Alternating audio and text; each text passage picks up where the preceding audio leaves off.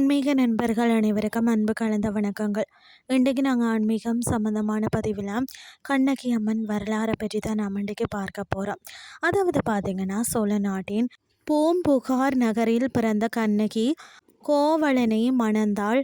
மாதவியால் செல்வத்தை இழந்த கோவலனுடன் புதிய வாழ்வை தொடங்க மதுரை வந்தாளாம். அநீதியும் கோபமும் அரசின் சிலம்பத்தை திருடியதாக கோவலன் மீது பொய் பழி சுமத்தப்பட்டு பாண்டிய மன்னனால் ஆராயாமல் கொலை செய்யப்பட்டார். கணவன் நிரபராதி என்பதா அரசவையில் தன் காட்சிலம்ப உடைத்து மாணிக்க பரல்கள் மூலம் நிரூபித்தால் கண்ணகி மன்னன் மாண்டான். கோபத்தால் மதுரையை தீக்கிரையாக்கினார். சேர நாட்டு வேங்கை மரத்தடியில் விண்ணுலகம் சென்ற கண்ணகிக்கு சேரன் பார்த்திங்கன்னா செங்குட்டுவன் இமயமலையில இருந்து கல் கொண்டு பத்தினி தெய்வம் என கோவில் எழுப்பினாரா.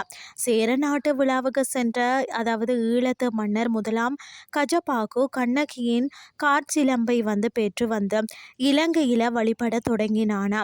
இன்றும் ஈழத்து தமிழர்களால் கண்ணகி அம்மன் என்றும் பார்த்தீங்கன்னா சிங்கள மக்களாலும் பத்தினி தேவியோ என்றும் போற்றப்படுகிறாரா.